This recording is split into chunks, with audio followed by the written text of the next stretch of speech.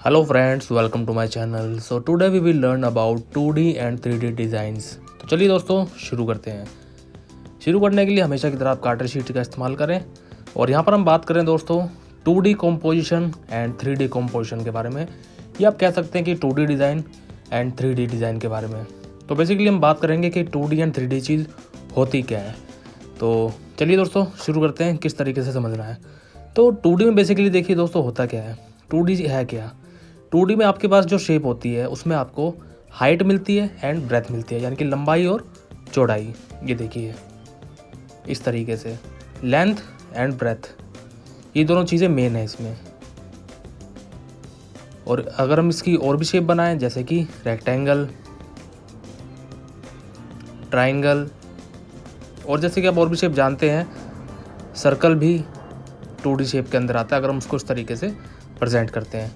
अब बात करें 3D की, तो 3D शेप क्या है दोस्तों। देखिए 3D में बेसिकली क्या हो जाता है, आपके पास एक और 3 डायमेंशन यानी कि तीसरी चीज़ आ जाती है जो कि हाइट है।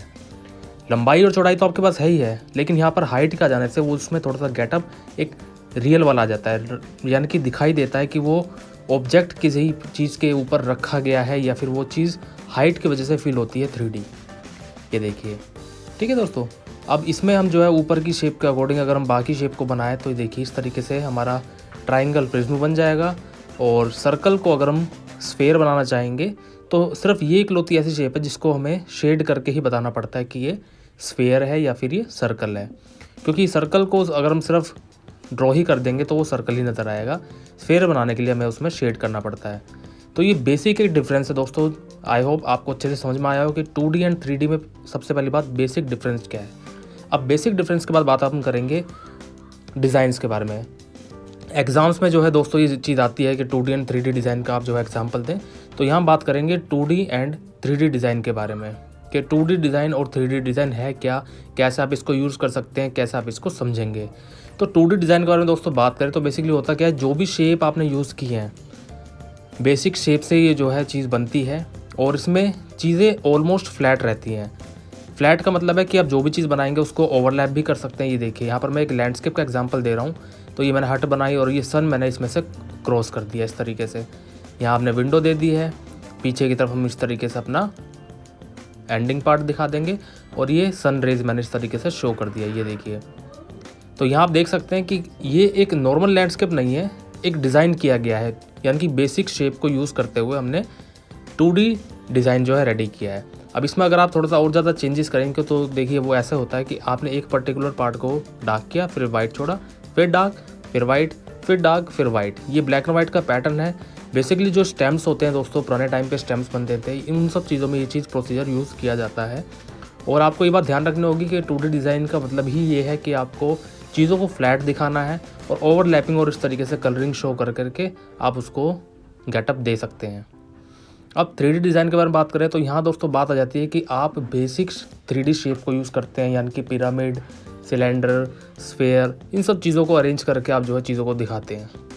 बेसिक सा एग्जांपल ले रहा हूँ कि देखिए मान लीजिए आपको 3 से 4 शेप अरेंज करने के लिए दी जाए तो आप उसको किस तरीके से अरेंज कर सकते हैं। ये देखिए यहाँ मैंने पहले एक सिलेंडर लिया है और उसके हाफ में जो है मुझे यहाँ पर स्फेयर रखा हुआ दिखाना है। तो आप देख सकते हैं इस तरीके से हम स्फेयर को दिखा सकते हैं कि ये अटका हुआ है उस आधे सिलेंडर के ऊपर। इस तरीके से पीछे मैंने लाइन बना दी है ये शो करने के लिए कि ऑब्जेक्ट उस लाइन से आगे की तरफ रखे हुए हैं। और यहाँ पर हमने बना दिया अपना एक पिरामिड। तो आप देख सकते हैं जैसे कि ये चीज़ अब जब हमने बनाई है अरेंज करके, तो ये चीज़ 3D में और 2D में आप देख सकते हैं कि कितना ज़्यादा जो है दोस्तों डिफरेंस है और क्या लुक में जो है गेटअप आ रहा है। हम देख सकते हैं कि 3D शेप जो है हमारी वो रखी हुई कहीं पर हमें ऑब्जेक्ट नज़र आ रही है, उभरी हुई, यानी कि एक 3Dपन उसको मिल रहा है। वहीं 2D शेप में और 2D डिज़ाइन में आप देख सकते हैं कि चीज़ें दिखने में एकदम फ्लैट हैं, यानी कि हम कह सकते हैं कि 2D डिज़ाइन हमेशा फ्लैट होते हैं, 3D डिज़ाइन थोड़े से इम्पोज होते हैं। ये देखिए थोड़े से उभरे हुए वो नज़र आते हैं। इस तरीके से आप जो है अपना 2D और 3D डिज़ाइन को समझ सकते हैं और डेली बेसिस पे प्रैक्टिस करके इसको बढ़िया कर सकते हैं। डेली बेसिस पे आप जो है दोस्तों कम से कम देखिए 2 से 3 डिज़ाइन ज़रूर रेडी करें। डिज़ाइन रेडी करने का मतलब है कि देखिए जो एग्ज़ाम्स में आते हैं पैटर्न, उसमें यही आता है कि आपको कुछ बेसिक शेप्स के अकॉर्डिंग कभी कोई लोगो बनाना पड़ता है या फिर आपको किसी ब्रांड के लोगो को चेंज करना पड़ता है। तो इन सब चीज़ों की प्रैक्टिस आप डेली बेसिस पे दोस्तों करते रहें और जैसे कि आपने देखा होगा दोस्तों कि कई क्रिकेट के लोगो या वेस्ट इंडीज़ का लोगो कुछ ऐसा ही होता है, जैसे कि कोकोनट ट्री है एंड एक अपने हट अपने उसमें दिखा दी है। तो और भी जो अदर ब्रांड्स हैं, उन ब्रांड्स के लोगों में ये 2D डिज़ाइन कंसेप्ट यूज़ किया जाता है। तो ये बात आपको दोस्तों हमेशा ध्यान रखनी होगी कि 2D design concept logo designing में भी काफ़ी ज़्यादा काम आता है। ऐसा नहीं है 3D नहीं आता है, 3D भी अपने आप में जो है आजकल के ट्रेंड में चलने लग गया है। बट डिफरेंस यही है कि दोनों में यही चीज़ आपको जो है दिखानी है कि 2D हमेशा फ्लैट रहेगा, 3D हमेशा थोड़ा सा उभरा हुआ और उठा रहेगा। बेसिक शेप्स को आपको उसमें यूज़ करना पड़ेगा। Basic shape and basic concept, light shade and dark, ये सारी चीज़ें ज़रूरी हैं आपके लोगोस को इम्पोज और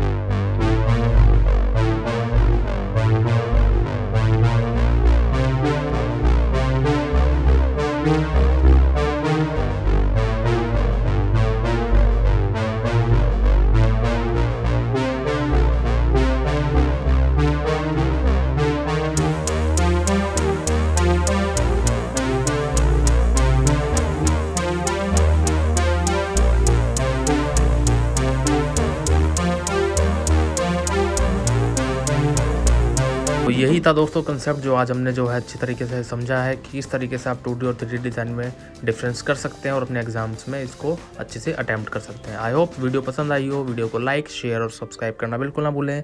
थैंक यू सो मच।